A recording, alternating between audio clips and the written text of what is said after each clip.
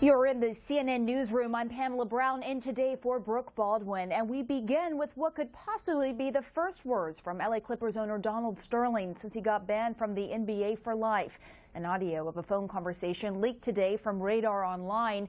In it, a male voice said to be Sterling speaks to an unknown male and adamantly denies he's a racist. He also says he cannot be forced to sell his team. Radar Online says a source provided an affidavit confirming the call was indeed made by Sterling, but we should note CNN cannot independently confirm that it is Sterling in this audio tape you're about to listen to.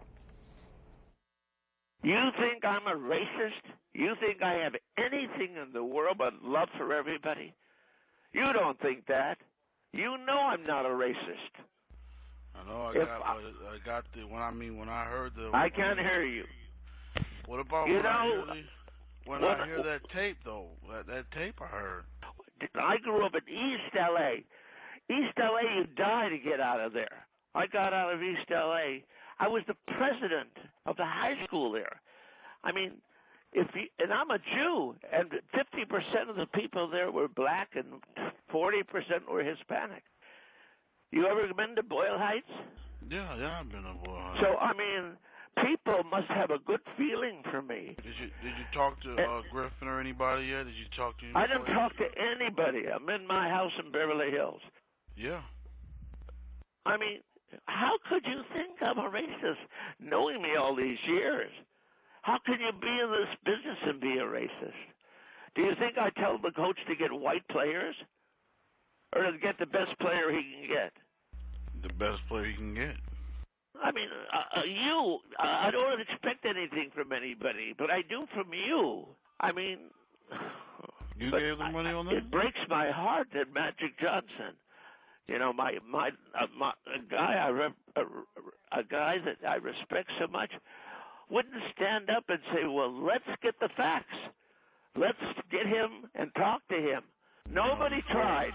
Nobody. I'm here on Beverly Drive in Sunset across from the Beverly Hotel. You know. I think they're trying to force you to sell it. That's the thing. They don't. You can't force someone to sell property in America. Well, I'm a lawyer. That's my opinion. Well, no, I'm just saying. I think they got Sean Combs. He's the one that's really seeking about him and Oprah. Who? Diddy, Sean Combs, and Oprah are the ones who are trying to. A lot to discuss here. Let's bring in sports agent Eugene Lee.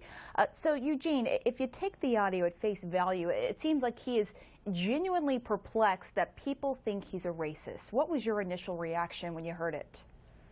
I thought the same. I thought that it didn't seem canned, it didn't seem staged. He seemed genuinely perplexed, and he couldn't figure out why people perceive him as a racist now, despite his deplorable comments. So it seemed authentic from my point of view.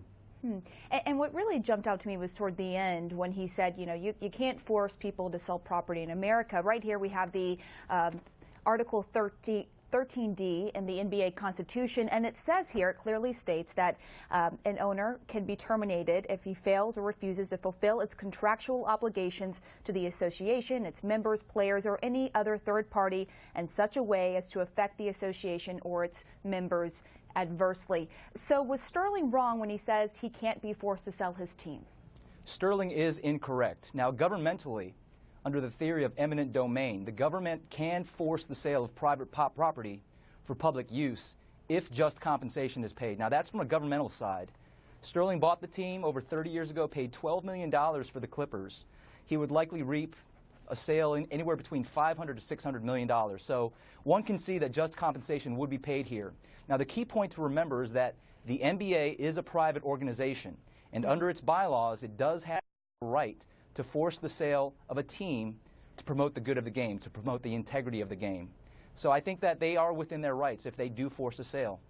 But Donald Sterling, if this is indeed him in that audio, making it clear he's not going to go down without a fight, if he were to file suit, and he is known to be litigious, what do you think his counter-argument would be? Would it be his right to free speech? Absolutely. He would assert his First Amendment rights, the freedom of speech, stating that even if his views were verified to be true, he can hold those views under the U.S. Constitution. Now, the NBA will likely counter and state that due to his position of power as an NBA owner, serious damages, economic damages, have been incurred and likely will be incurred by Clipper employees, not necessarily the players, but the employees, the operations staff, the sales staff, due to his racist views, mostly in the form of questionable hiring practices and alleged discrimination. Eugene, let me just ask you this quickly, because I think a lot of people would say he's already been convicted in the court of public opinion. Are you surprised that he hasn't just come out to apologize, to explain why he said what he said? It's a very ignorant view. I was shocked to see and to hear his initial remarks, and I was shocked to hear these as well.